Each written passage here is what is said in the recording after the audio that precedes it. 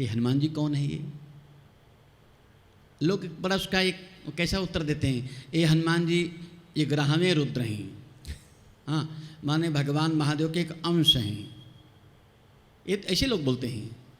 और क्या लिखा है वो, शंकर सुवन केसरी नंदन शंकर सुमन केसरी नंदन शंकर सुमन केसरी नंदन शंकर स्वयं केसरी नंदन तेज प्रताप महाजगवंदन तेज प्रताप महाजगवंदन। केसरी बाप है हो हनुमान जी की, केसरी नंदन बोले हैं कौन है? शंकर सुवन केसरी नंदन है वो केसरी नंदन, ये सच है, पर है कौन वो? शंकर सुवन, स्वयं शंकर ही है। बेटा मत कहना कि भगवान शंकर के बेटे हैं, हाँ वो भगवान शिव है वो। और आपको कहूं एक बात और स्पष्ट कर लो,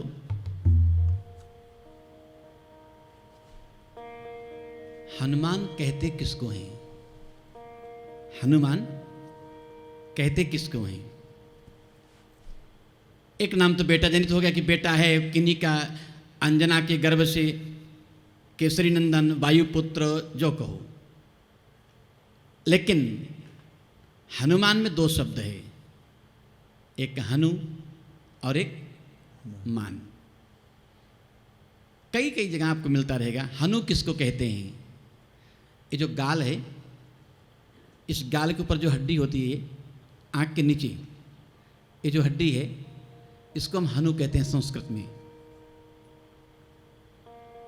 अब तो समझ गए, ये हनु है ये। और इस हनु को टूट जाए तो हनु वाला कहेंगे, बिना हनु वाला कहेंगे। जिसका टूट जाए बिना हनु वाला, अगर टूट गया तो, और अगर टूटा नहीं तब तो हनु वाला है। मान प्रत्यय है, मान प्रत्यय। जैसे हमने बताया कई इसको प्रसंग में, जहां वा या मा लगा रहे, वान मान ये प्रत्यय है। मतु हनुमान है वो, हनु वाला है वो, बिना हनु वाला नहीं है। तो बात क्यों कहा गया? जब वज्र प्रहार हुआ, वज्र प्रहार से मैं अपनी जिम्मेवारी से कह रहा हूं, हनुमान अभज्यत। वाल्मीकि रामायण, वज्र टूट गया, श्री हनुमान जी का हनु नहीं टूटा। नाम इनका और भी है। लोगों ने तब कहा, अरे जिसका हनु इतना मजबूत है वो सच में हनुमान है, वज्र के प्रहार से भी ना टूटे। अब तो लोग पता नहीं कैसे बनाते चेहरा भगवान हनुमान जी का हो, फूला फूला गाल, उनको सुंदर बनाओ यार। कोई ऐसे हनुमान जी की छवि कोई बनाने वाला हो तो बढ़िया गाल बनाओ, फूला फूला खराब लगता है। हाँ खाए पिए लगे ठीक है, आजकल तो ऐसा लगता है वो जो बनाते हैं कार के पीछे, कैसा बुढ़ा बुढ़ा बना देते हैं हनुमान जी को। मेरे हनुमान जी सदा सदा जवान हैं, बूढ़े हुए ही नहीं हो कभी वो।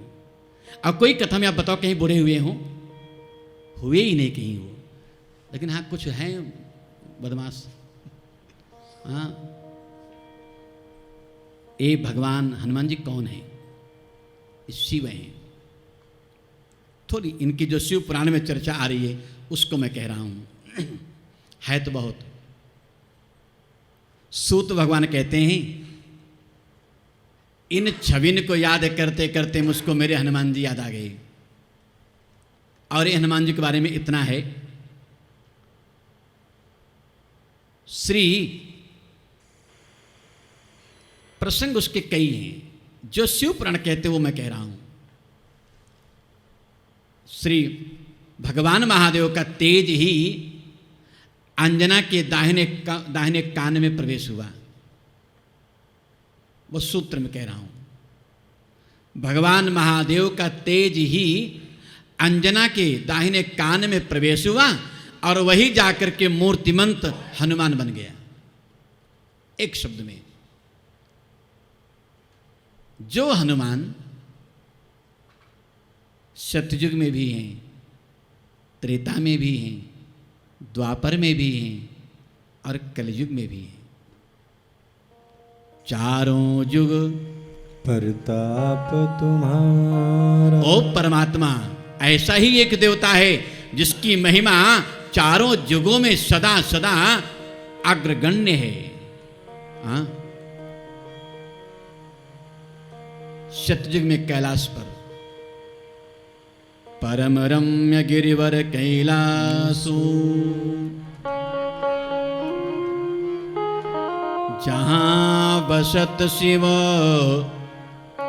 उमा निवासो। ओ परमात्मा शिव रूप में कैलाश में सतयुग में है, और त्रेता तो बात स्पष्ट है। द्वापर में मेरे श्री हनुमान जी कौन है? ध्वजा में, ठीक है। और कलयुग में वो हनुमान जी हमारे तुम्हारे बीच में कहीं बैठे रहते हैं। तनिक भी संदेह मत करना, ऐसा ही एक श्रोता है जो कथा ना सुने तो थक जाता है, सुने तो उसको बल मिलता है। इसलिए मैं खूब याद करता रहता हूं, अतुलित बलधामम, वो अतुलित बल का धाम है। अबे अतुलित बल क्या है? हो सबके पास कोई न कोई बल की सीमा है, चाहे कोई कितना भी हो। अगर बल की सीमा किसी के पास नहीं है तो केवल मेरे राम जी, ठीक है, वो अतुलनीय है। हाँ, वो असीमित बल वाले हैं। और याद रखना, उन अतुलित बल वाले राम जी को जिसने अपने हृदय में रख लिया हो। अतुलित बल माने राम जी, धाम यानी हनुमान जी। अतुलित बल धामम, दोनों कहना जो तुम्हारी इच्छा है, ज्यादा अच्छा लगता है। स्वर्ण शैलाभ देहम, कच्चे सोने को आप गलाते हो, रूप बदलते हो, कच्चा सोना। और जो आग में तपा तपाया सोना होता है वो बढ़िया सोना होता है। श्री हनुमान जी पके पकाए सोने के समान हैं। कच्चे सोना को हेम कहते हैं और पके सोने को स्वर्ण। और इसीलिए श्री हनुमान जी के जो रूप बना है उसमें आग लगी है, वो पके हैं। स्वर्ण शैलाभ देहम। और तीसरा उनका जो शब्द है, धनुज बन कृशानुम, राक्षसों के समूह को जो आग की तरह जला देते हैं, ओ परमात्मा मेरे हनुमान हैं। ज्ञानी नाम अग्रगण्यम,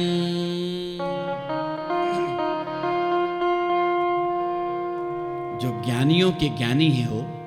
क्या बात है, ऐसे नहीं बोले राम जी। प्रति उपकार करहूं का तो सोचो, पूरा अयोध्या धाम है, सब लोग बैठे हैं, बड़े हैं, छोटे हैं, अपने हैं, बाहर वाले, भीतर वाले, यहां तक कि मैं बोलूं जामवंत जैसा बूढ़ा व्यक्ति बैठा है।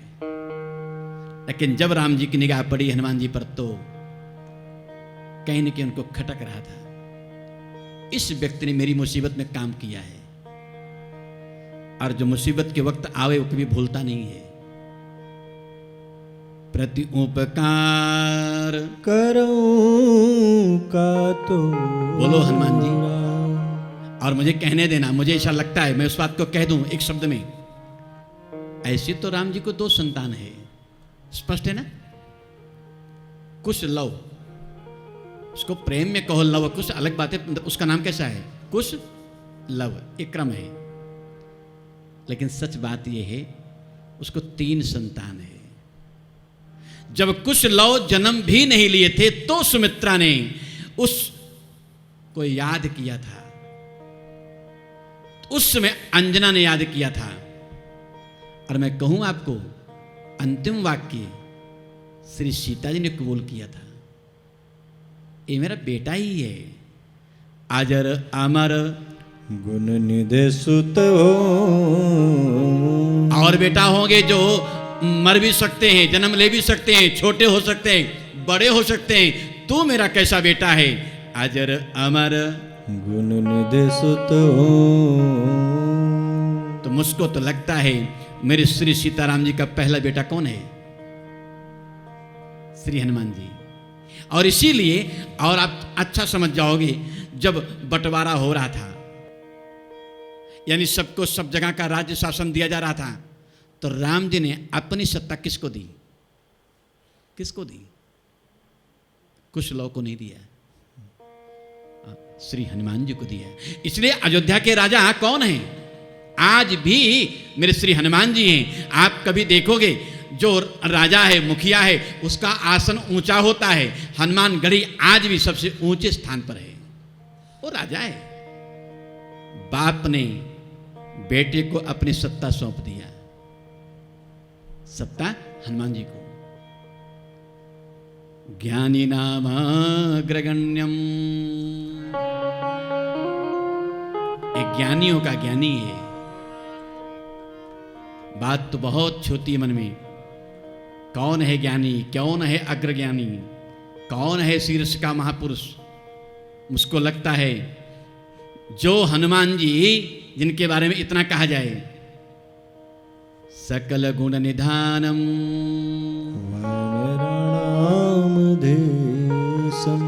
कभी चिंतन करना एकांत में। जब ज्ञानियों का ज्ञानी श्री हनुमान जी को कह दिया गया तो बचा क्या था? अलग से गोस्वामी जी क्यों कहना पड़ा कि सकल गुण निधानम? क्यों कहना पड़ा? क्या छूट रहा है कि ज्ञानी होने पर भी कुछ बातें छूट जाती होंगी। ज्ञान के पुजारी को कभी कभी भगवान से दूर होना पड़ता है। हाँ,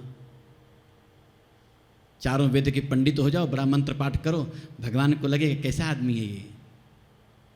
ज्यादा बोलना भी कभी कभी नुकसान हो जाता है। श्री हनुमान जी को बहुत ज्ञानी बना, और मैं कहता हूं ज्ञान को झुकना आता ही नहीं है। हाँ, जो थोड़ा पढ़ ले, थोड़ा जानकार हो जाए, थोड़ा पोथी पंडित बन जाए, वो प्रणाम करना जानता ही नहीं है, उसको लगता है मैं बड़ा हूं। और इसीलिए न बचे को पंडित वेद पढ़े, न बचे को ऊंचे चिनाई अटा। बहुत वेद पुराण का ज्ञान होने पर भी आप बचोगे नहीं, जाना ही पड़ेगा। बहुत राजमहल बन जाए, बहुत सुंदर व्यवस्थाएं हो जाएं, फिर भी तुम्हारे ही लोग तुमको उस राजमहल से बाहर कर देंगे। न बचे को पंडित वेद पढ़े, न बचे को ऊंचे चिनाए अटा। न बचे को जंगलवास किए। रहो न उत्तराखंड की पहाड़ी में, अमरकंटक में, लेकिन समय आएगा तो वहां से जाना पड़ेगा। न बचे को जंगलवास किए, न बचे को शीश बढ़ाए जटा। प्रायशः बातें बहुत देखी जाती हैं, खूब बढ़िया बाल बढ़ा लो, जटा बना लो और सिद्ध जैसे घूमते रहो। लेकिन आखिर में उनकी भी वही दशा होगी जो एक होती है जाओगे जाओगे जाओगे, ये छूटेगा। मैं खूब कहता हूं, यहां न योगी नैव सिद्धा न मत्सरः। दिन चारि छलावन यो तुलसी, नर नाहक को सब ठाट ठटा।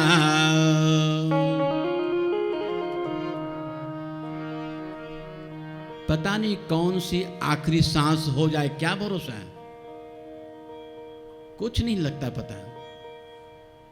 ये जो कुछ भी दिखता है, मैं कहता रहता हूं, ये सब कैसा क्षण भंगुर है अभी, अगले क्षण में इसका हूं कि नहीं पता नहीं। तो करना क्या चाहिए? बन सके तो केवल और केवल, जो काल आएगा तो कौन बचाएगा। दिन चारि छलावन यो तुलसी, नर नाहक को सब ठाट ठटा। भला जो चाहो सिय राम भजो। केवल सुमिरन करना अपने इष्ट का। मैं कहीं आग्रही बुद्धि से नहीं कहता, जिसको तुमने चित्त में बसाया है उसको भूलो मत, बस। भला जो चाहो सिय राम भजो, नहीं आई अचानक काल डटा। और एक नीति की बात कहूं, प्रथमे नार्जिता विद्या। जन्म हो जाए और जो पहली अवस्था तक में विद्या को नहीं पाया, वो कभी नहीं पाएगा। प्रथमे नार्जिता विद्या, 60 साल के हो जाओ, सोचो पैसा कमाऊं, अभागापन है ये। हाँ, द्वितीये नार्जितम धनम, उम्र के दूसरे पड़ाव में धन कमाओ, अपना श्रृंगार बनाओ, समाज बनाओ, बन सके। और तीसरा पक्ष आवे तो करना क्या चाहिए? तृतीये नार्जितम पुण्यम,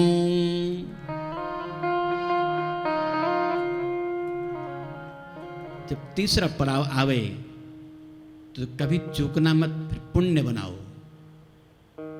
जितना बन सके। भगवान की कथा में बैठने का मन न लगे, मैं कहता हूं, रोज कहता हूं, तो भी बैठो। अगर चित्त में उसकी छवि नहीं आती है तो भी बैठो। कोई बात तुमसे विपरीत लगती है तो भी सुनो। सुनते सुनते कभी कभी कोई ऐसा चित्त को छू जाएगा और बात प्रकट हो जाएगी। तृतीये नार्जितम पुण्यम, फिर क्या होगा? चतुर्थी किम करिष्यति। भगवान शंकराचार्य कहते हैं, कोई बहुत पढ़ा लिखा पंडित है, आंख से देख नहीं पा रहा है, कान से सुना नहीं जाता है, दांत काम नहीं करते हैं, हाँ, शरीर बिल्कुल ढीला हो गया है, चल नहीं पाता, बोल नहीं पाता, फिर भी उसको लगता है मैं पंडित हूँ, कोई मुझको पूछने आएगा, कहीं मैं ना बता पाऊँ तो दोष लग जाएगा। पोथी लिए बेचारा मेहनत करता रहता है, पढ़ता रहता है। और उसी समय भगवान शंकराचार्य निकल रहे थे, उसको देख के उस जीव पर दया आ गई। बोले कैसा बूढ़ा है पंडित, अब मौत हो, अगले क्षण मौत हो जाए, भरोसा नहीं है, फिर भी भगवान को भूला है और पोथी में अपनी बुद्धि लगाए है। भगवान शंकराचार्य उस समय बोल पड़े, नहीं नहीं रक्षति डुक्रिय करने। अगर तुमको तुम्हारी बात समझ में आ जाए ब्राह्मण देवता, तो बात मान लेना। भजी गोविंदम भज गोविंदम भज गोविंदम भज गोविंद भज। यहाँ मेरे गोविंद कोई और नहीं है, मेरा परमात्मा, मेरा इष्ट है। जहां तुम जिस बुद्धि में लगे हो, केवल और केवल भजी गोविंदम भज गोविंदम भज गोविंदम मूढ़मते भज गोविंदम भज गोविंदम भज गोविंदम मूढ़मते भज गोविंदम भज गोविंदम भज गोविंदम भज गोविंदम भज गोविंदम मूढ़मते भज गोविंदम भज गोविंदम भज गोविंदम मूढ़मते।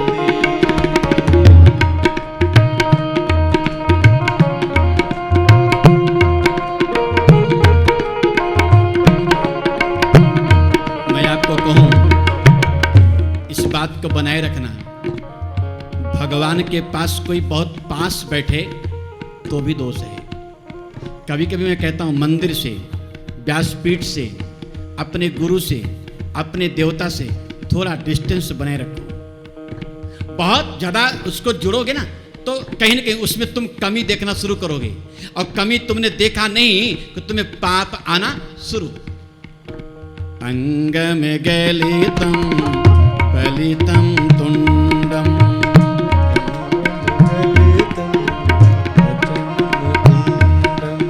यहाँ मुझे इतना ही कहना है, जीव और शिव में क्या करोगे?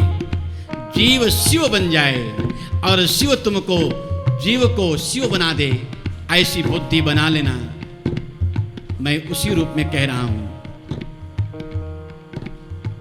आज और कल ध्यान मत देना। जब जिस क्षण तुम जाग जाओगे, समझना वही तुम्हारे लिए भोर का सूरज जग रहा है थोड़ी आध्यात्मिक शब्द, लेकिन तुम्हारे जीवन का वो प्रभात होगा। और आई कथा है, भैरव से ये थोड़ी गलती हो गई, हो गई। अच्छा, कभी कभी आप निहारो, जो मंदिर में पुजारी सेवा देता रहता है, कभी कभी भूल जाता है कि भगवान है ये, और मैं उसमें टिप्पणी नहीं करूँगा, मेरा करना भी नहीं उसको। और बाहर से दूर से गया जो दर्शनार्थी है वो बहुत आस्था में डूबा रहता है, जो वहाँ बैठा है वो भूल जाता है कि इसकी कोई श्रद्धा भी है। भैरव को थोड़ी चूक हो गई। हिमालय है, घाटी में मेरी माँ पार्वती है, भगवान महादेव हैं, आज विहार कर रहे हैं। अब विहार करते करते थोड़ी बातें हो रही हैं, और भैरव तो है ही है साथ में। जब भैरव जी ने सुना ये तो जगत के पूज्य हैं, जगत माँ है, जगत पिता हैं, ये कौन सी बातें कर रहे हैं। अच्छा, होता भी है कभी कभी, गुरु करता क्या है, बहुत सामान्य बात करता है अपने शिष्यों से, तो शिष्य को लगता है कि मेरा गुरु कैसी बातें कर रहा है, और उसको नहीं लगता। गुरु सोचता है कि मैं शिष्य की कक्षा में उतर करके शिष्य को अपने समान बनाता हूं। कभी नोट करो, हम लोग तो उस जीवन को थोड़ा जिए हैं, उसका अनुभव करते रहते हैं। कभी कभी गुरु जी रोटी बनावें, स्वयं परोसें, अजीब सा लगता था, अब अनुभव होता है ऐसा क्यों करते थे वो। गुरु जी अपने घर से बढ़िया बढ़िया वस्तु लावें, हम लोगों को सौंपें, तो हम लोग बड़ा अजीब लगता था, और कहते थे कि देखो भाई मैं खा नहीं पाऊँगा, मेरा हार्ट, मेरा ये बहुत नुकसान करता है, मैं तुम्हारे लिए घर से सबको बिगड़ के लाता हूँ। तब तो समझ नहीं आता था, अब समझ में आता है। गुरु तुमको अपने अनुसार बनाता है। और काशी में ऐसे बहुत गुरु को जानता हूँ जिन्होंने पढ़ाने के बाद पढ़ाना बंद कर दिया, कि मैंने अपने इस विद्यार्थी को पूरी विद्या दे दिया, अब मेरे पास कुछ नहीं है, आज के बाद से ये मेरा प्रतिरूप है, तुम इसको पढ़ो, इससे पढ़ो, वही पाओगे जो मैं पढ़ाता रहा। भैरव जी को लगा ये जगत माँ है, जगत पिता है, कैसी बातें करते हैं। इसलिए मैं कहता रहता हूँ, कभी कभी बुजुर्गों की बातों को मन पे मत लाओ। वो बुजुर्ग है ना, अपने जीवन का अनुभव कहता है, वो उसकी बात को मन पे मत लाओ, वो तुम्हें रास्ता दिखाता है। मां पार्वती कोई स्त्री नहीं है, स्त्री वेश में है, वो साक्षात दोनों एक हैं। और भैरव को यही दोष हुआ है तो स्त्री है, इसमें स्त्रीत्व बुद्धि है। और भैरव भगवान को मेरी मां ने देखा, अरे भैरव तुम उसको किस निगाह से देख रहा है, क्या देखना चाहता है उसमें? मैं कामिनी स्त्री। भगवान महादेव रोकते बोलते उसके पहले पार्वती ने उसको साप दे दिया और कहता हूं बड़ों का साप कभी ना मिले ऐसा प्रयास करते रहो। हाँ, उनकी आंख लाल होने से पहले तुम उनके पांव पकड़ लो। और ये बात इसलिए कह रहा हूं, जाओ भैरव, तुमने मां पर संदेह किया है, अब तुम भैरव पद पर नहीं बैठ पाओगे, तुम बेताल हो जाओगी। जो हम सुनते हैं बेताल, पचीसी, और तुम बेताल हो जाओगी। और भैरव भगवान पाही माम, मां हो गई भूल, हो गई चूक, लेकिन जो होना था सो तो हो गया। और कथा कही जाती है, हिमालय की उत्तंग शिखर पर जो आनंद लेता रहा वो भैरव पृथ्वी पर आ गए। भगवान महादेव को चिंता हुई, उन्हें लगा रे देवी आपने ये क्या कर दिया, ये कोई और नहीं है, ये मेरा ही रूप है, इसके बिना मुझको थोड़ा खटक रहा है। अब मैं खूब कहता रहता हूं, भगवान भैरव जो बेताल बने हैं, चले जाना, तुम्हारा उद्धार होगा। पार्वती जो शाप दे रही हैं, और मैं स्वयं आऊंगा, मेरा नाम महेश होगा। देखो शब्दों का क्रम, भगवान महादेव कहते हैं मैं महेश बन करके आऊंगा। और ये जो पार्वती है कौन बनेगी? यही शारदा बनेगी, मैहर मध्य प्रदेश। महेशान्ना शिवश्चासीन, मेरे भगवान शिव महेश बनेंगे। और पार्वती शारदा गिरिजा द्रुमुने, ये पार्वती शारदा बनेंगी हो। सुलीलाम चक्रतुः प्रीत्या,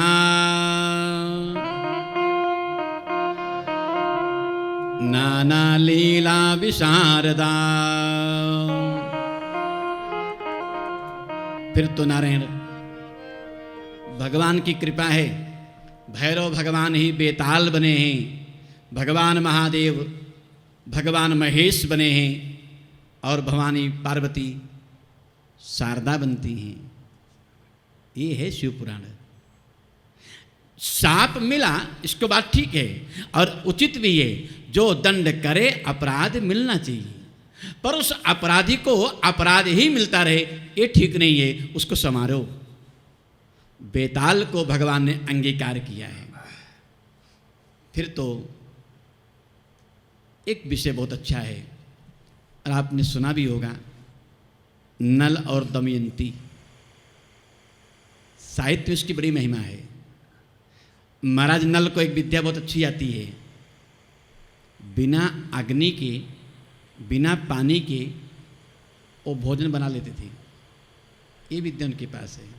और ये बहुत प्रसिद्ध बात है कि महाराज नल के जीवन की जैसी विपत्ति है शायद किसी के जीवन में आएगी, लेकिन वो महाराज नल और दमयंती की चर्चा हो रही है। कौन है ये? और कोई नहीं, सूत भगवान कहते हैं ये परम शिव के उपासक हैं हो, परम, इनकी जैसी महिमा किसी को नहीं है। नारायण स्वयं नल और दमयंती का जो चरित्र है, भगवान की एक भील जाति में जन्म लिए हैं, पहले जन्म में। इनको जन्म से लगाव है कि मैं भगवान शिव की पूजा करूं। अब शिव पूजा कैसे होती है? कोई मिट्टी का बनावे, कोई पत्थर पूजे, कोई जल में ही भगवान का दर्शन करे, कोई लकड़ी उसकी सेवा करे। एक कुछ और नहीं, केवल भगवान की मिट्टी का शिवलिंग बनावे और बना बना करके बचपन से ही सेवा करती है, लोगों को दिखाती है। सही बात यह है, ओ भगवान महादेव इतने प्रसन्न हो गए, बोले अरे तुम चाहती क्या हो ये बताओ, क्या चाहती हो? बोले और कुछ नहीं, आप मुझको मिल जाएं बस, और कुछ नहीं चाहिए। पिप्पलाद भगवान की कथा है। नल दमयंती के जीवन की बात इस रूप में कहना चाहिए। जन्मांतर में वही भील का बेटा नल बना, राजकुमार बना। वही भील की कन्या राजकुमारी बनी, उसका नाम नल हुआ, इसका नाम दमयंती हुआ। विपत्ति तो बड़े बड़ों को आ सकती है, और इसको खूब कहता रहता हूं। लोग कहते हैं महाराज सुख ना जाए दुख ना आवे, ये कैसे होगा? दिन हुआ है तो रात होगी, हाँ इसमें कोई संदेह नहीं है। और दमयंती नल ने भगवान शिव की पूजा की है, उसी पूजा का प्रताप है। कितनी भी मुसीबत आई है लेकिन उनका अपनी सत्य प्रतिज्ञा भाव टूटा नहीं है। तब आपको कहूं, यहां सूत भगवान कहते हैं शौनकादि महात्मा से,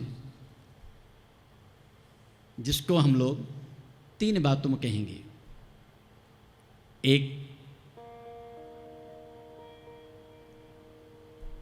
पिप्पलाद ने जिन भगवान की पूजा करी है वो पिप्पलादेश्वर हैं।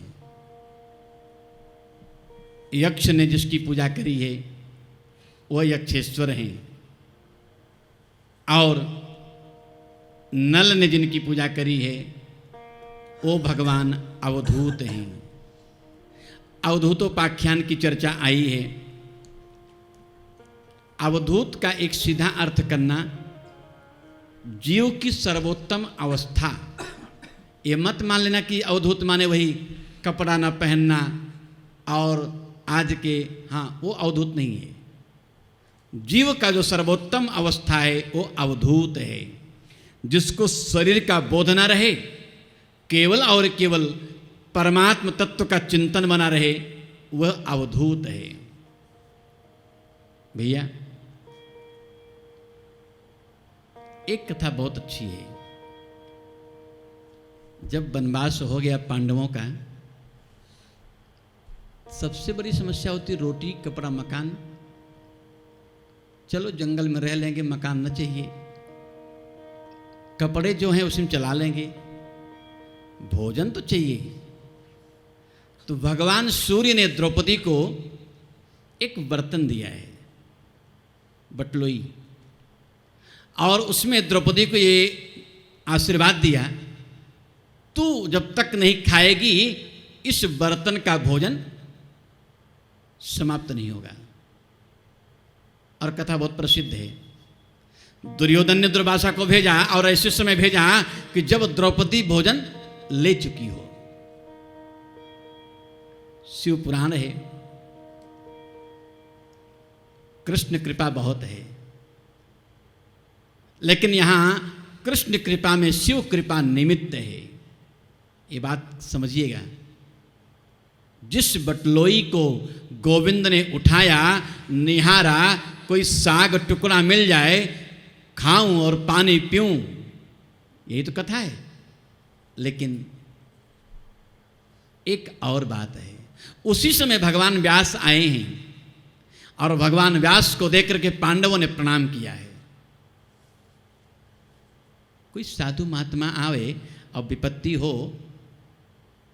तो माताओं को थोड़ा भाव ज़्यादा आ जाता है। कि बाबा कब तक दुख रहेगा, ये कब तक रहेगा। द्रौपदी को यही भाव आया। व्यास भगवान के सामने द्रौपदी सहज भाव में आज रोने लगी हो, आंसू आ गए। और उसी समय भगवान व्यास कहते हैं, द्रौपदी चिंता मत करो, हमारे लिए दोनों हैं, दुर्योधन भी मेरा ही है, लेकिन वो दुष्ट है। महात्मा थे पांडु परिवार, पांडु असमय मर गए, तुम उनकी संतान हो, तुम्हारे साथ इतना अन्याय नहीं होना चाहिए। लेकिन आज मैं तुम्हें एक वचन दे रहा हूं, अगर मेरी बात मान लेगा, इन पांचों में एक है जो शिव भक्त है। कौन है वो? अर्जुन। इसको भेजिए, एक पर्वत की घाटी है जिसका नाम है इंद्रनील, वहां जाए, पहले भगवान शिव की पूजा ना करे, पहले शक्र मंत्र का जप करे। यह याद कर लो, खूब समझ लो। देवताओं की पूजा बाद में करो, अपने पितरों की पूजा पहले करो। इंद्र किसका बेटा है? अर्जुन किसका बेटा है? इंद्र का, कथाओं में। तो अगर तू अर्जुन गया और सीधे सीधे भगवान शिव की पूजा करने लगा, तो हो सकता है इंद्र नाराज हो जाए, बेमन हो जाए। इंद्र हो सकता है तुम्हें कबूल ना करे। मेरी बात मानना, पहले शक्र मंत्र का जप करना। और शक्र मंत्र है क्या? केवल और केवल हर परिवार वालों को ये बोध होना चाहिए, पहले अपने पितर को प्रणाम करो। जो अपने पितरों को याद करता रहता है, उसको असमय रोग नहीं होता। ये बात बहुत समझिएगा। वो संतानहीन नहीं होता, वो अल्पायु नहीं होता। मैं खूब कहता रहता हूं, जिस भी आप संप्रदाय में हो, जिस भी आप विधा में हो, मैं आग्रह बुद्धिस्ट नहीं कहता हूं, लेकिन अगर पितर ना चाहे तो देवताओं की एंट्री ही ना हो। ये किसका घर है? पितरों का। पितर के बाद ही देवता आते हैं, तो पहली वंदना, पहला प्रणाम अपने पितर को होना चाहिए। व्यास भगवान कहते हैं, अर्जुन तुम पहले जाओ इंद्रनील पर्वत पर, शक्र यानी अपने पिता को प्रणाम करो। ये बहुत अच्छी बात है। यहां सबने विदा किया, सबने विदा किया। जब द्रौपदी का नंबर आया तो द्रौपदी की आंखों में थोड़ा आंसू आ गए। पति है ना, जा रहा है, कब लौटेगा क्या भरोसा। इसलिए और नियम भी है कि आज तो जो भी कहो, अंतिम विदा तो पत्नी ही करती है। हाँ, किसी भी क्षेत्र में, मैं उसकी व्याख्या नहीं कर रहा हूं। और जैसे द्रौपदी ने विदा किया अपने पति अर्जुन को, थोड़ा सावधान बुद्धि से, और जब अर्जुन इंद्रनील पर्वत पर गए, शक्र मंत्र का जप किया, भगवान इंद्र प्रकट हो गए। क्या चाहते हो? बोले कुछ नहीं, सब चला गया हो, सब चला गया। और मैं कभी कभी देखता हूं, जिसके या तो भगवान देना और दे तो छीने ना। बहुत प्रयोग में प्रैक्टिकली, ना दे चलेगा, बीत जाएगा जैसे बीत रहा है, लेकिन दे करके ले जाए तो शायद सहा नहीं जाता है। अर्जुन को यही दुख बहुत है। इंद्र ने बहुत समझाया है, क्या तुम मांग रहे हो? ये संसार, समाज, राज्य अपना ये क्षणभंगुर है। उस अर्जुन को अच्छा नहीं लगा। तब मेरे इंद्र ने एक मंत्र दिया। कथाओं को खूब पढ़िएगा, शिव पुराण देखिएगा। जब इंद्र ने जो मंत्र दिया, वो मंत्र कौन सा है? अब तो बोलो। ये ऐसी कथा है। नमः शिवाय। इंद्र ने बेटे को नमः शिवाय। और मैं खूब कहता हूं, एक ऐसा औरा बनाओ, तुम्हारे उसके भीतर रहो, और धीरे धीरे उसका एक धुन होता रहे, एक रव, धुन यानी रव होता रहे। और रव कैसा हो? नमः शिवाय।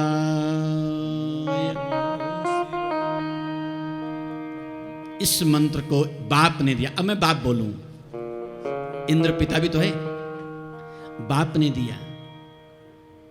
और जब अर्जुन ने इस मंत्र को जप किया है, भगवान महादेव प्रकट हुए हैं। कथा को बहुत सरलता से कह दूं जो समझ में आ जाए। भगवान को लगा कि ये अर्जुन चाहता क्या है, तो भगवान भी उसकी परीक्षा लेते हैं। और खूब समझिएगा, जो जितना महत्वपूर्ण होता है संसार में, समाज में, अध्यात्म में, उसकी उतनी ही परीक्षा होती है। हाँ, कभी मत सोचना परीक्षा उतनी ही देनी पड़ेगी। बहुत लोग मुझको पूछते हैं, महाराज जी व्यापार चल नहीं रहा है, और अच्छा आदमी होता है, तिलक लगाता है, चंदन करता है, जप करता है, भगवान की सेवा करता है, अपने अपने धर्म से निभाता भी रहता है, और उसका चल नहीं रहा है। तो मैं भी सोचता हूँ ठीक कहता है। तब मुझे इन पोथी का सहारा मिल जाता है। उसको कहता हूँ घबराओ मत, तुम्हारी परीक्षा के दिन चल रहे हैं, और जब देगा तो तुम संभाल भी नहीं पाओगे, इतना दे देगा वो। और घबरा गए तो चले जाओ, चुप जाओगे। गई सो गई, अब राख रही को। जो बीत गया उसको जाने दो, जो बचा है उसको संभाल लो। गई सो गई, अब राख रही को। कितना बचा है, जो बच गया उसको ठीक कर लो। और मैं इसको कथा को संकेत में कह दूं, ब्राह्मण ब्रह्मचारी बन के भगवान महादेव ने अर्जुन की परीक्षा ली है। हाँ, क्या करेगा ये सब? अर्जुन कहते हैं ज्ञान कहीं और देना, मुझको केवल और केवल दुर्योधन के द्वारा दिया गया दुख सहा नहीं जा रहा है। फिर कथाएं बहुत हैं उसमें। एक सुअर बाराह, इस मायावी है, भगवान की लीला है। वो बन के आया, अर्जुन को लगा कि शायद मंत्र का प्रभाव है, मैं बच जाऊंगा, कुछ कर नहीं पाएगा, हिंसक जीव है। मेरे भगवान महादेव को लगा अब इसकी परीक्षा लेने की अंतिम घड़ी है। भगवान किनारे बैठे हैं एक रूप बना के। अर्जुन अंदर से डर गया, अगर हिंसक जीव ने मुझ पर हिंसा कर दिया फिर मैं कैसे बचूंगा। अपना बाण उठाता, एक बाण संधान किया, और उसी में भगवान शिव ने एक बाण का संधान किया। एक आगे से लगा, एक पीछे से लगा। भगवान के गण आए, सोकर तो मर गया। गण आए, बोले मेरा बाण मुझको दो, ये मेरे स्वामी ने बाण मारा है। अर्जुन को हंसी आ गई, बाण तो एक ही है, दो कहां है?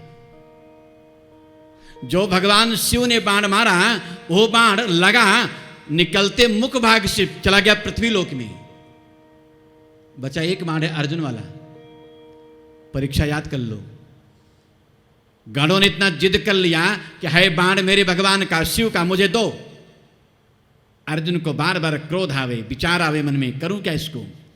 साधना के व्यक्ति को हिंसा नहीं करनी चाहिए, क्रोध नहीं करना चाहिए। बाण दे दिया, इस रूप में दिया कि तू कायर है। बड़े बड़े कठोर शब्द हैं। तू कायर है, दूसरों के बल पर जीता है, दूसरों के बाण को अपना मानता है मेरा। आपको कहूं, भगवान शिव आए हो किरात वेश, खूब पढ़िएगा, बहुत प्रसिद्ध कथा है। बाण मेरा है, बाण मेरा है, विवाद छिड़ गया। अर्जुन और शिव में बड़ा विवाद हो गया।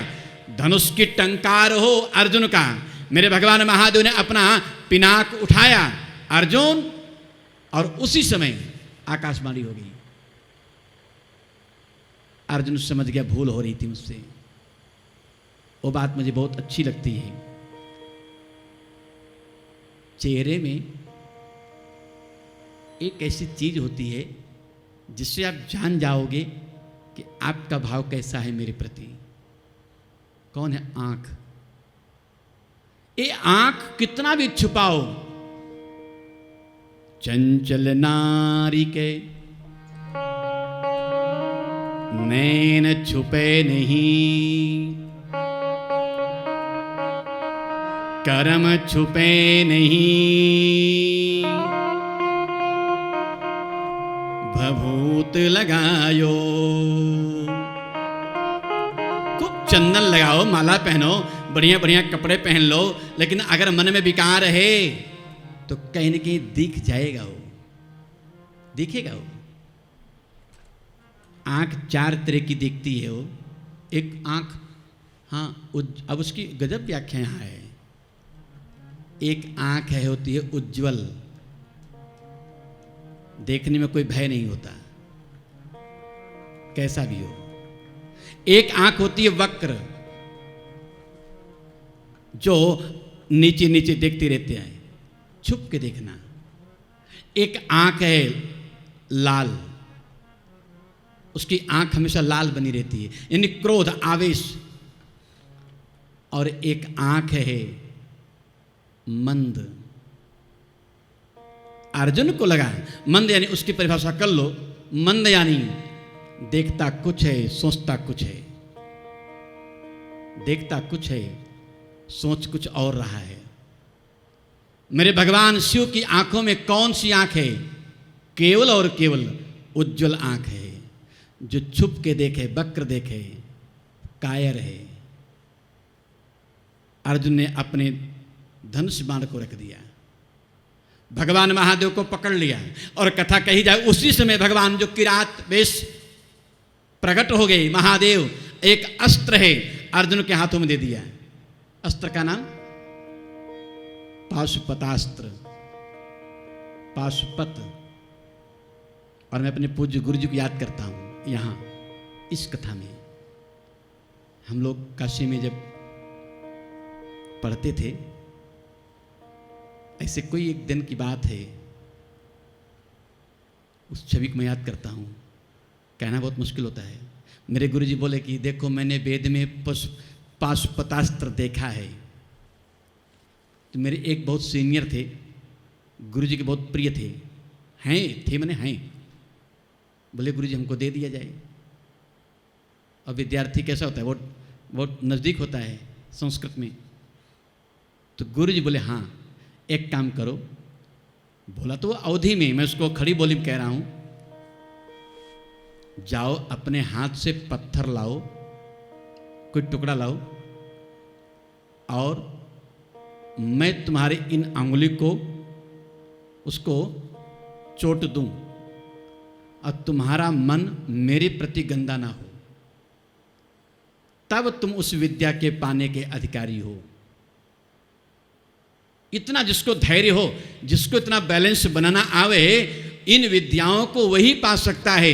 भगवान शिव ने धनुष बाण उठा लिया है, फिर भी अर्जुन डिगा नहीं, अपने धनुष बाण को रख दिया, भगवान प्रसन्न हो गए। अर्जुन इस विद्या का अधिकारी तू है, और ये विद्या अमोघ है, ब्रह्मास्त्र है, पाशुपतास्त्र है, ये सब विद्याएं अमोघ है। आपको कहूं, किरात वेशधारी अर्जुन और शिव जी के बीच का संवाद बहुत अच्छा है। मंत्र पाठ हुआ है, नमः शिवाय, नमः शिवाय। शतरुद्र संहिता में पार्वती जी के मनोभाव की बात हो रही है। और मैं आपको कहूं, चलना मुझे बहुत दूर तक था आज, फिर भी एक नाम लिए बिना मन नहीं मान रहा है। कल तो कथा का विश्राम होगा, इसलिए मैं एक बात कहे थे, उसको थोड़ा 2-4 मिनट में। मेरे भगवान किरात वेशधारी शिव और अर्जुन के बीच का संवाद केवल और केवल शिवलिंग की महिमा है, ठीक है। और जैसे शिवलिंग हुआ उसी समय भगवान नट वेशधारी हो गए, जिसको हम लोग कहते हैं नृत्यावसाने नटराज राजः ननाद ढक्का नवपंचवारम् उद्धरतु कामः सनकादिसिद्धान्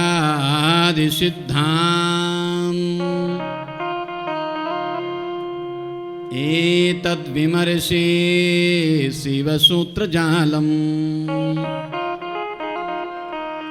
आज भगवान महादेव ने त्रिशूल लेकर के कैलाश के उत्तुंग शिखर पर नर्तन महोत्सव कर रहे हो। आओ दो पंक्ति उनको याद करूं, जिन भगवान ने अपने स्वरूप का बोध किया है और आनंद में नर्तन महोत्सव करते हैं।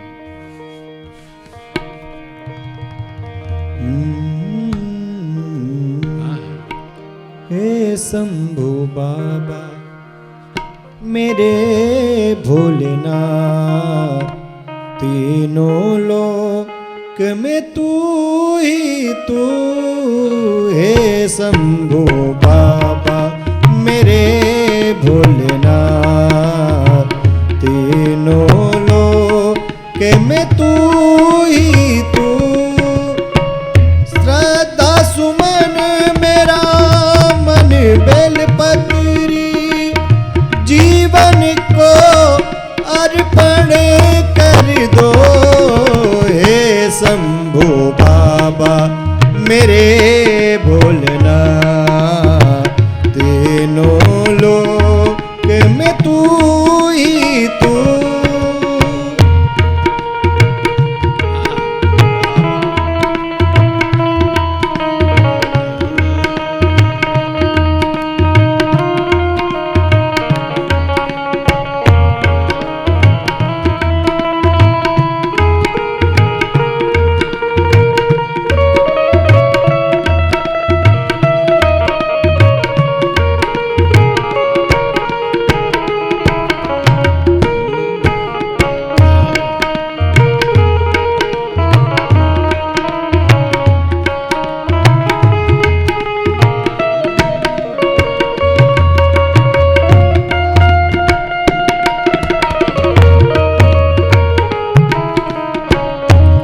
जग का स्वामी है तू, अंतर्यामी है तू। जग का स्वामी है तू, अंतर्यामी है तू। मेरे जीवन की अमिट कहानी है तू। तेरी शक्ति अपार, तेरा पावन है द्वार। तेरी पूजा मेरी जीवन है आधार। धूल तेरी चरणों की लेकर जीवन को साकार किया। हे शंभो बाबा मेरे भोलेनाथ, तीनों लोक में तू ही तू। श्रद्धा सुमन मेरा मन बेलपत्री, जीवन को अर्पण कर दो। हे शंभो बाबा मेरे भोलेनाथ, तीनों लोक में तू ही तू।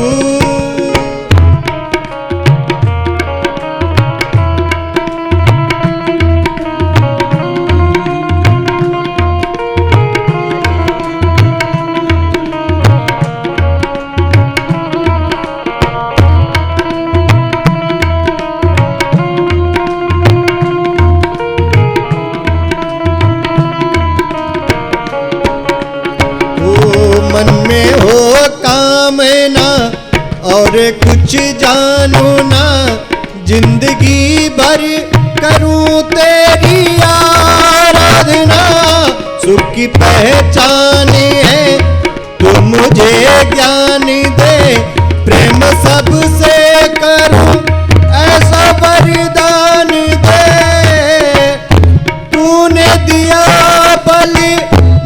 निर्बल को तूने दिया बल, निर्बल को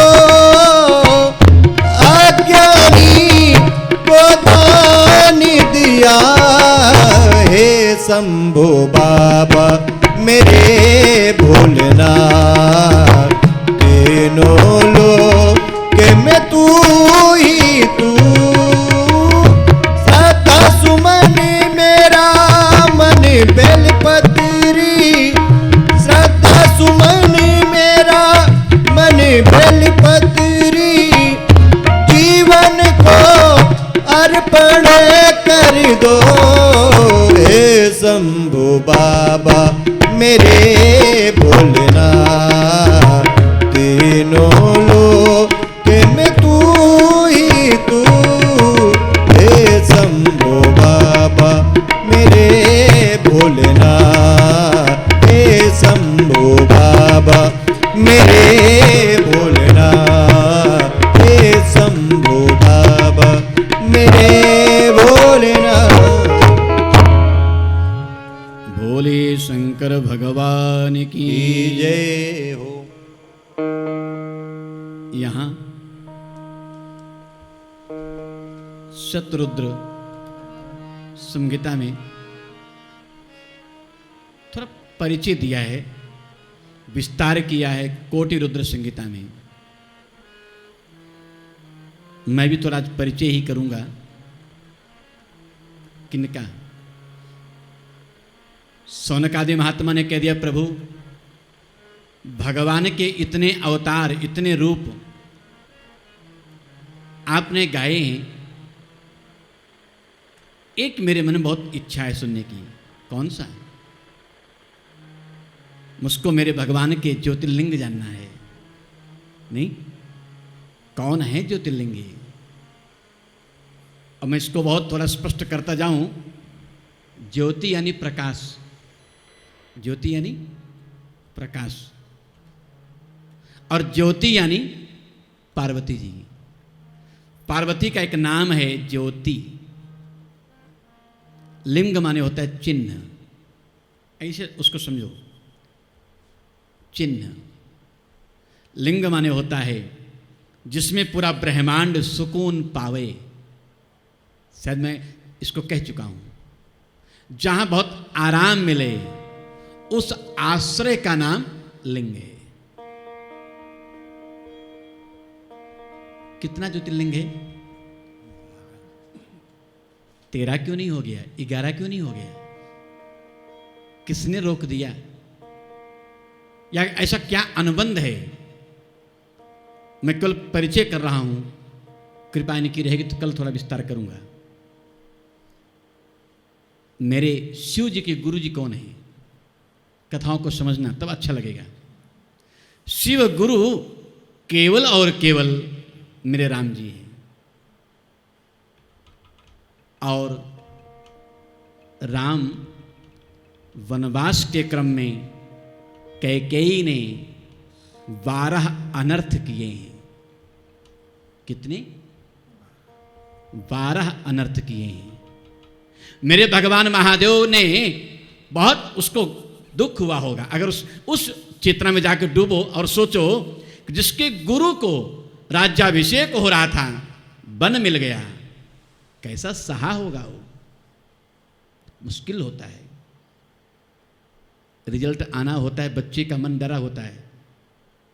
अब तो पेरेंट भी बहुत डरते रहते हैं। और कहीं मान लो बहुत अच्छी तैयारी किया हो बच्चों ने, बेटे ने, और रिजल्ट बिगड़ जाए तो सारा साल भर का पानी फिर जाता है।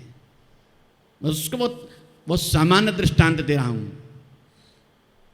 शिव को यह पीड़ा सही नहीं गई, नहीं सही गई। विरोध तो नहीं कर पाया। नियम है कि शिष्य का विरोध अच्छा नहीं होता। उनको लगा मेरे गुरु के जीवन में जो 12 अनर्थ कैकेयी ने किया है, इन 12 अनर्थों का शमन मैं अपना 12 ज्योतिर्लिंग से करूंगा। ये कोई और नहीं है, एक गुरु के जीवन में आए 12 अनर्थ का शमन ज्योतिर्लिंग है। अब 12 अनर्थकों ने गिनाऊंगा बाद में, फिर लंबा हो जाएगा वो, फिर राम कथा हो जाएगी वो। नारायण, मेरे भगवान जो 12 ज्योतिर्लिंग हैं वो कौन कौन है? सौराष्ट्रे सोमनाथम च श्रीशैले मल्लिकार्जुनः उज्जैन्यां महाकाल।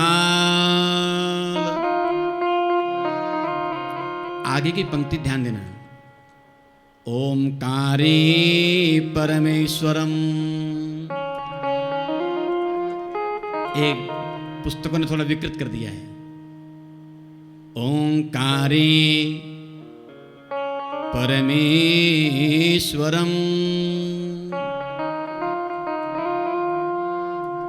केदारः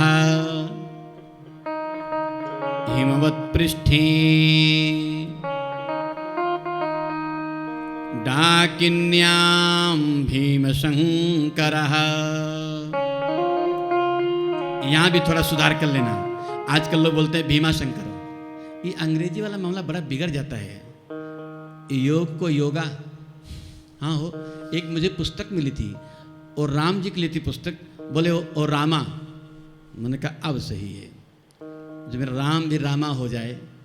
हाँ, नाम से ही क्या है? भीम शंकरः। वाराणस्यां तु विश्वेशः त्र्यंबकः गौतमी तटे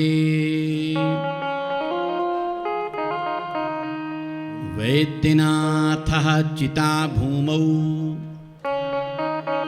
यहाँ लोग बोलते हैं, जो दूसरा शब्द है परल्यां वैद्यनाथस्तु। मैं विरोध नहीं करता हूं, लेकिन जो ज्यादा मुझे स्पर्श करता है वो वैद्यनाथः चिता भूमौ नागेशः दारुकावने।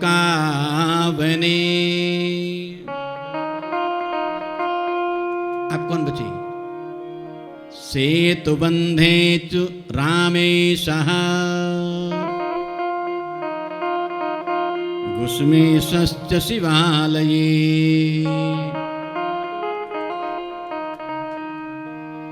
अवतार द्वादशकम् एतत् शंभो परात्मनः सर्वानंदकरं पुंसां दर्शनास्पर्शमान् मुने। ये भगवान महादेव के 12 ज्योतिर्लिंग हैं, ये अवतार हैं। इनका दर्शन स्पर्श दोनों बेहित है, और कहना भी चाहिए। मिलता क्या है? सर्वानंद करम। ऐसा कोई आनंद ना हो जो आपके सामने ना आवे, ना मिले। जो इनका पाठ करता है, जो दर्शन करता है, जो इनकी पूजा करता है, स्पर्श। अब इतना लंबा चौड़ा याद हो तब ना। आजकल तो याद, अब तो बड़ा मुश्किल याद होना हो गया है। हाँ, बच्चों से टेबल पूछो तो बोलते पापा काहे पूछते हो, मोबाइल। याद होना सब खत्म हो रहा है हो। और हम लोग के यहाँ संस्कृत में आज भी परंपरा है कि किसको कितनी पुस्तक याद है। अब मैं तो अपना नहीं कहता, मुझे बहुत याद नहीं रहता है, फिर भी प्रयास करता रहे तो याद रहे। और बुद्धि में जरूर विद्या होनी चाहिए। ये बात इसलिए कह रहा हूं, भगवान के ये जो 3 श्लोक हैं ये याद रहना चाहिए। सौराष्ट्र यानी वो जो सागर के घाट, भगवान सोमनाथ हैं। मल्लिकार्जुन स्कंद के लिए पार्वती और महादेव ने श्रीशैल पर अपना पूर्णिमा और अमावस्या को जो जाते रहते हैं। अवंती नगरी है जिसको हम उज्जैनी भी कहते हैं, वो है अवंती, जहाँ विद्या का बहुत अधिष्ठान है। वहाँ भगवान महाकाल हैं। क्षेत्र है ओमकार, और भगवान कौन है? परमेश्वर। वो परमेश्वर है। अब उसको आजकल तो हम ममलेश्वर क्या क्या बोलते हैं, अमलेश्वर ममलेश्वर नहीं, परमेश्वर। और तो क्या बोलूं, कैलाश। अब कभी गोविंद ठाकुर कृपा हो, केवल और केवल मुझे बहुत मन छूता है मेरा, मैं केदार की कथा कहूं बस। वो कैसा है वो कैलाश, जिसकी भुसुंडी ने बहुत उसकी चर्चा की है। गय हूं गरुड़ जहां बसही भुसुंडा। गरुड़ वहां जाता है जहां भुसुंडी भगवान भुसुंडी रहते हैं, और भुसुंडी रहता कहां है? कैलाश में, मानसरोवर। और वहां का जो अधिष्ठान देवता है वो मेरा केदारेश्वर। एक बहुत ऐसी बात है, केदार पोषण रता, जहां से जल चूता हो, चूना गिरना अलग है, चूना अलग है। जहां जल चूता रहे उस स्थान का नाम केदार है। अब कभी जो जाते हैं देखते होंगे, कब बारिश होने लगी, कब बादल आ गए, कब बारिश की शुरुआत हो गई, पता नहीं चलता है। केदार पोषण रता,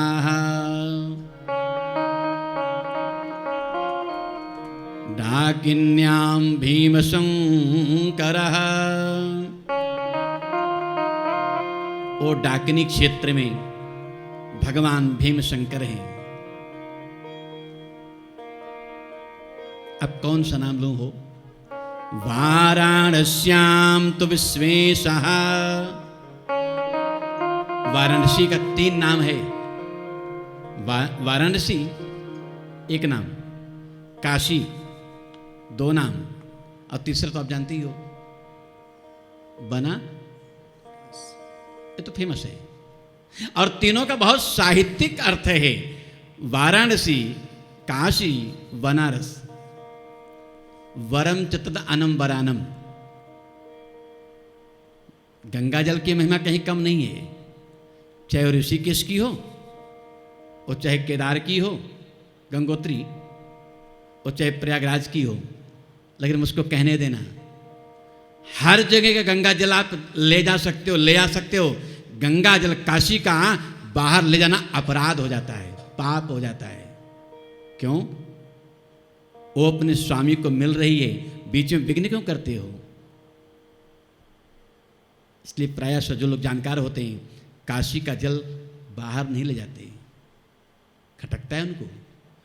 वो वरम चतत अन, इसीलिए उसका जल बहुत महनीय, वरम श्रेष्ठम, श्रेष्ठ हो जाता है। अथवा ऐसा कह देना, एक किनारे वरुणा नदी है, एक किनारे असी नदी है, बीच में वाराणसी नगरी है, एक काशी है।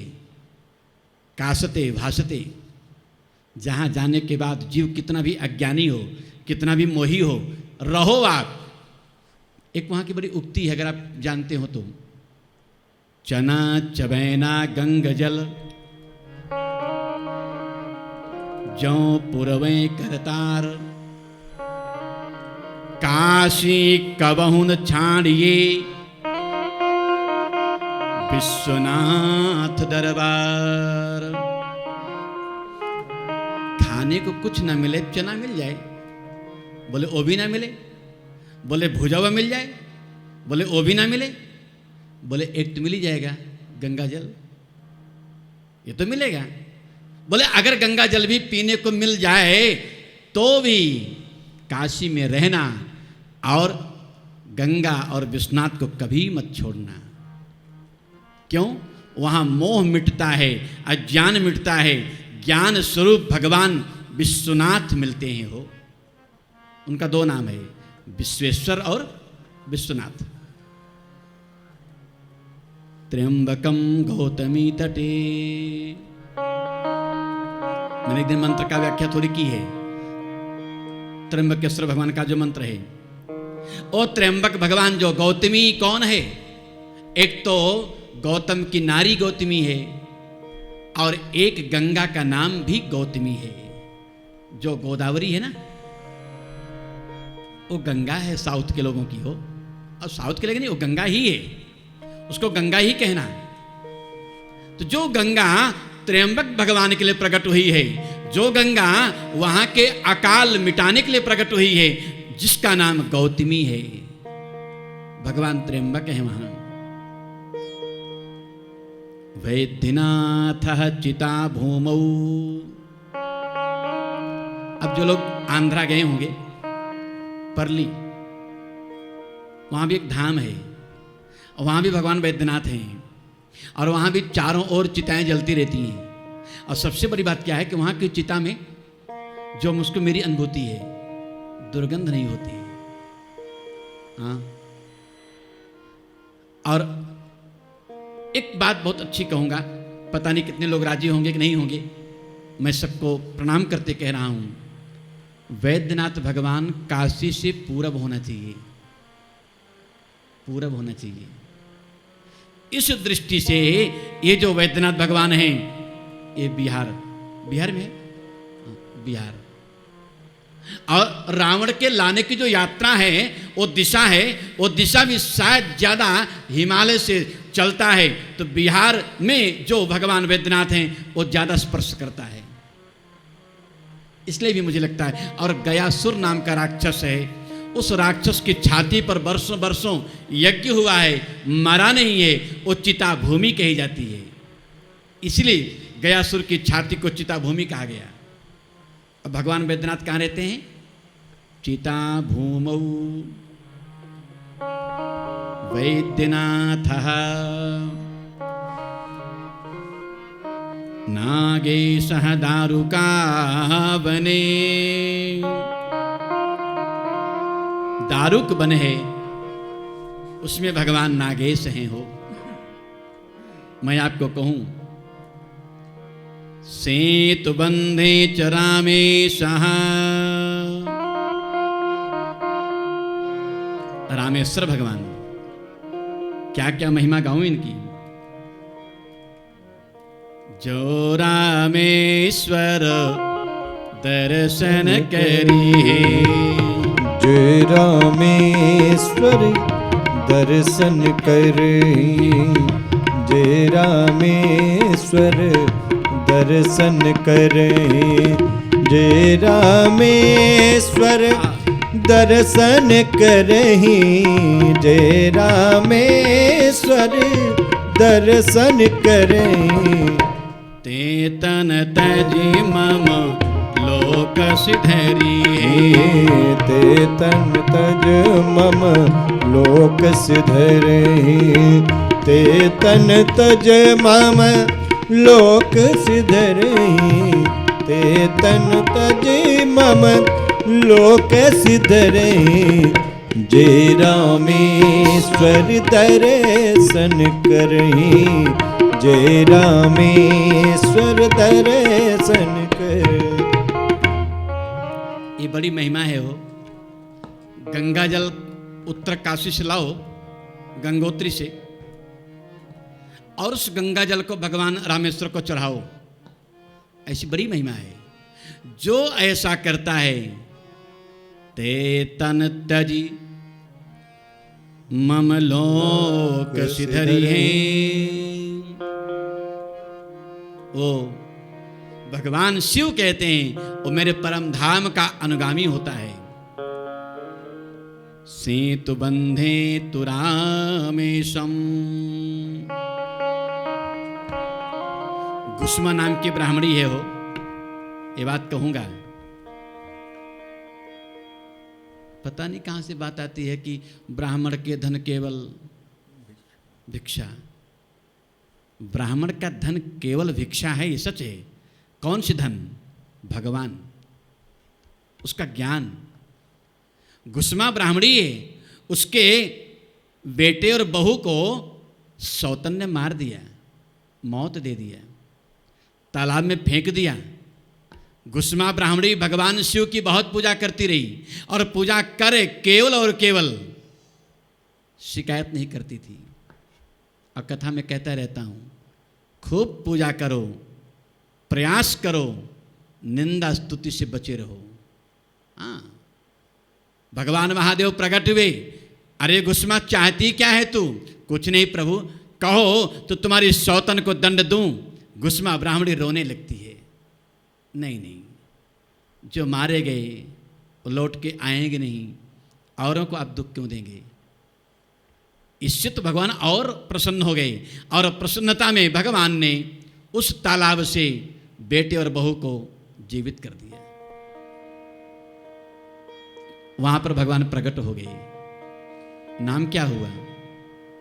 घुस्मेशम तु शिवालये।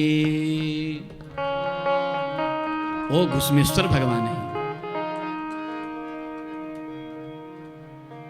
आज मेरा और मैं जाऊं तो थोड़ा समय होगा, इसलिए मैं कथा को यहाँ रखना चाहता हूँ। इसका विस्तार थोड़ा मैं कल की कथा में करूँगा, फिर तो समास और व्यास में जो बनेगा पूरा करूँगा। पर इतना कहूँगा, बहुत मनोयोग से आप लोग सुनते हो।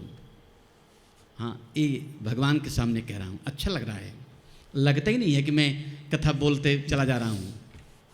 आओ उन्हीं से प्रार्थना करूँ, कल मैं उन्हीं के लिए उन्हीं को कुछ और सुना पाऊँ जो हमारे आपके लिए परम तत्व बने। इसी भाव के साथ ये कथा उन्हीं के चरणारविंदन में समर्पित कर रहा हूँ। 2 बार हरि नाम सुमिरन।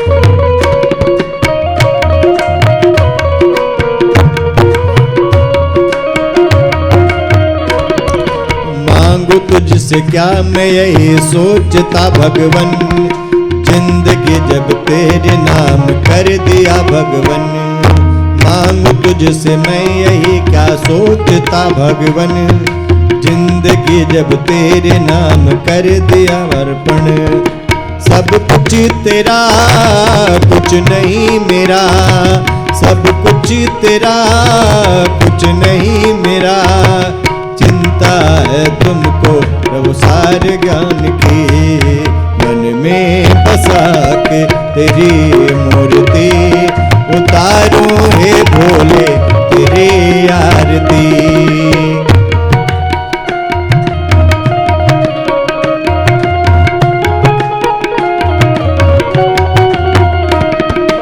वेद तेरी महिमा गावे संत करे ध्यान, नारद गुणगान करे छेड़ बीड़ा तान।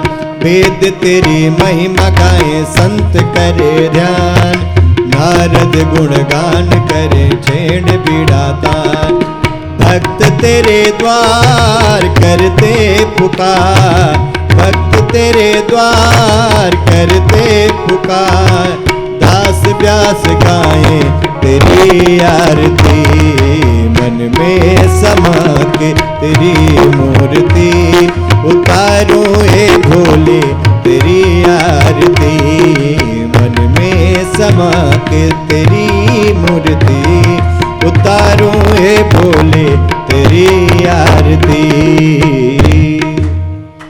कर्पूर गौरम करुणावतारम संसार सारम भुजगेन्द्रहारम। सदा वसंतम हृदयारविंदे, सदा वसंतम हृदयारविंदे। भवं भवानी सहितं नमामि, त्वमेव माता च पिता त्वमेव, त्वमेव बन्धु च सखा त्वमेव। त्वमेव विद्या द्रविणं त्वमेव, त्वमेव विद्या द्रविणं त्वमेव। त्वमेव सर्वं मम देव देव। हरे राम राम राम हरे हरे, हरे कृष्णा कृष्ण कृष्ण हरे हरे। हरे राम राम राम हरे हरे, हरे कृष्णा कृष्ण कृष्ण हरे हरे। हरे राम